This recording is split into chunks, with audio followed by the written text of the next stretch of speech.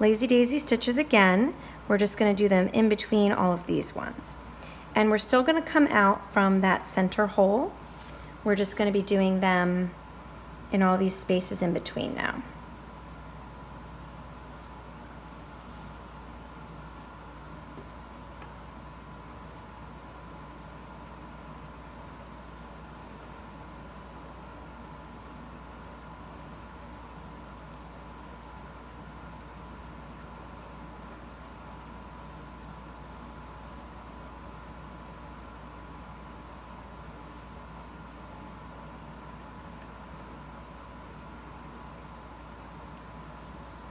And for the sake of time, I'm just going to do this one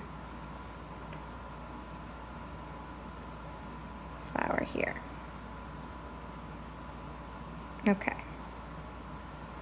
So once we're done with that,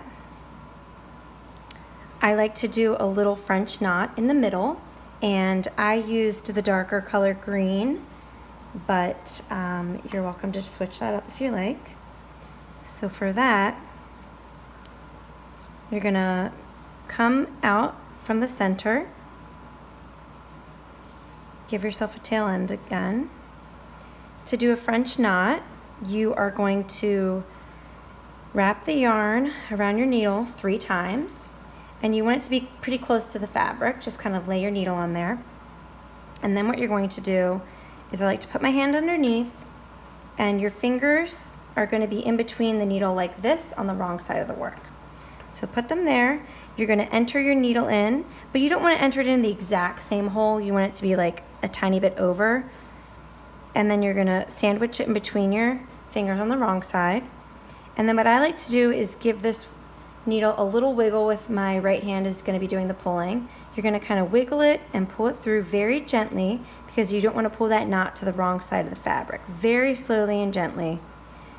And then you get a little French knot. I'm going to do it again on the fabric so you can see it a little bit better, because the next step is in between all of these lazy daisies we're going to do one little French knot in the red color in between them all. So I'll show you again with the red.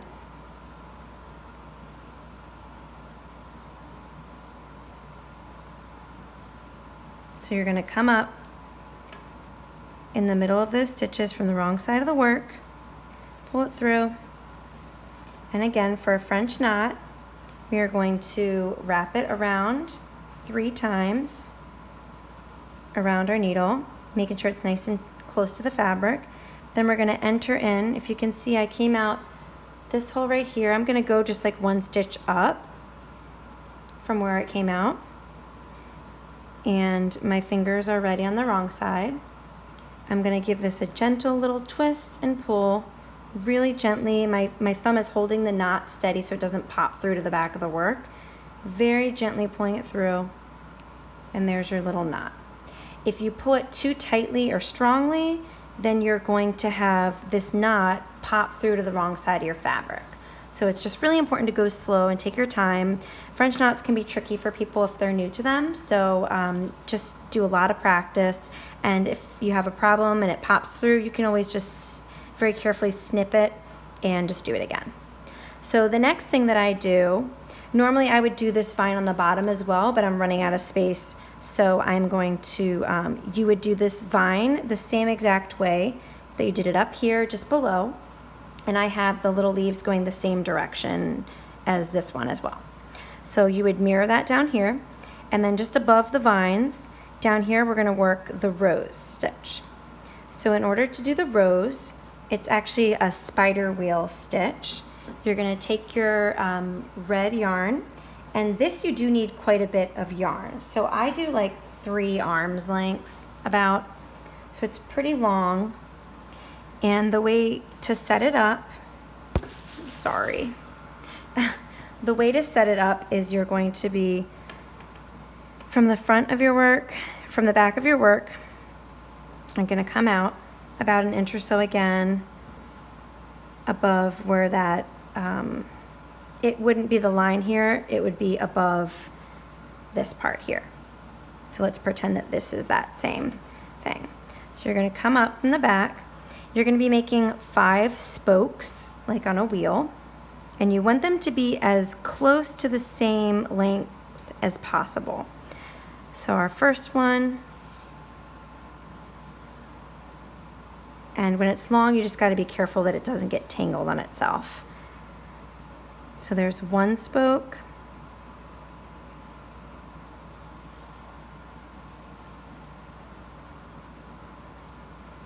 There's the second.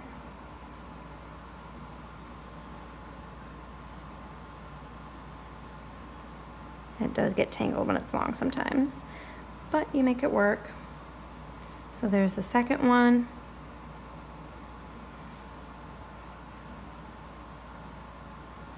Three.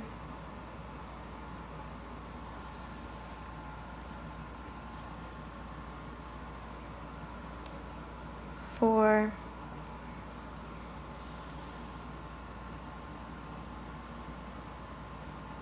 And then the fifth one.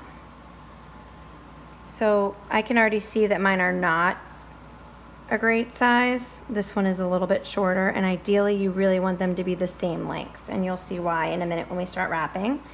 But next what you're going to do is come up. You don't want to come up exactly through the center because that's where you just went in, but just a tiny bit over from the center, like one little stitch line over. So you're going to come up. So now your yarn is on the front of your work, and now we're going to make the rows.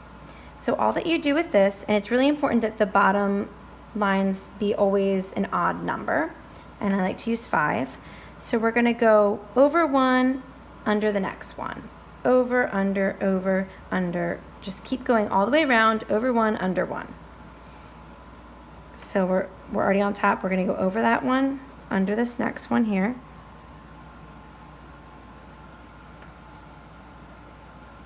And again, you want to be gentle. You don't want to pull too tight, especially for this one, because it's all going to be on top of the fabric. So if you pull too tight, it's going to really distort the stitches. So we went over there, under, over, under. And since it's an odd number of spokes, every time you go around, when you went over one, the next time you go around, that will be under. So we're just going to be basically layering all the way around, and it's going to create that, which looks like a little rose.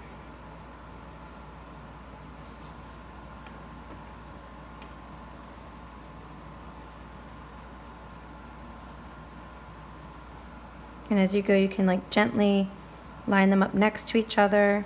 You just don't want to pull too tight. I'll show you a little closer as I do it now. Under this one, over that one. And sometimes it's a little fussy dealing with the extra length of yarn, but particularly with this one, you don't really want to get stuck in the middle of it running out. So that's why I always suggest having like a lot. And once you do one or two, you'll get the hang for how much, depending on how big your spokes are, how much yarn you need to use, which is another good reason to be doing the swatch before you get to your sweater.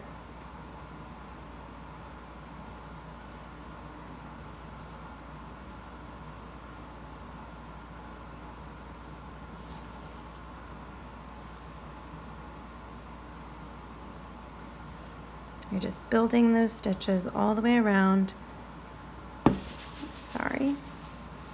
And here you can start to see how that one spoke being shorter is kind of messing up my rows, because these still have a lot more room to go. I need many more layers for these, and this one's getting a little bit tight. So that's why it's important to take your time and make sure that the spokes are as close to the same size as possible. You can still work with it, but it's going to look nicer and have a better overall look if you can kind of make them more even as you work. I have a knot in here. Sorry about that. Sometimes this happens.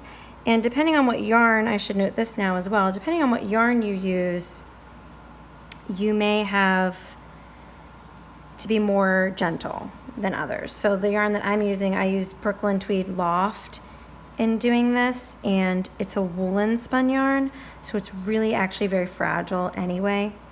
So I have to kind of take more care when I'm stitching so that I don't break the yarn. If you're using like a superwash yarn, that's not going to be an issue. It's not going to just break on you, or even a worsted spun. So you just have to kind of play it by ear, see how strong your yarn is or weak, and just be more or less gentle. But I always think being gentle is better anyway. I'm going to shorten this just so that it doesn't take me as long to do, because I got too much yarn that time. Okay, so once you want to keep doing it until you're covering all the spokes. And when you get to the outer layers of it, you can kind of play around with it with your fingers and maybe stretch it out a bit so that they're covering it better. You want to take extra care when you get to the outside to be more gentle so that it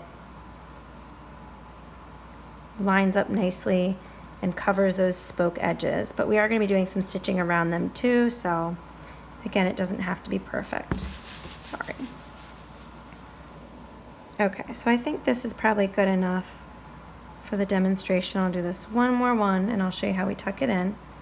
So once you get to the end, wherever you want to end, you're just going to take your thread and like do one final lap around one of the stitches and then just tuck it in kind of under the work and push it through to the back of the work. Gently pull through, and then there's your rose. So next what we're going to be doing is doing the little leaves on the sides, and for that I use the darker color green, and that's just a series of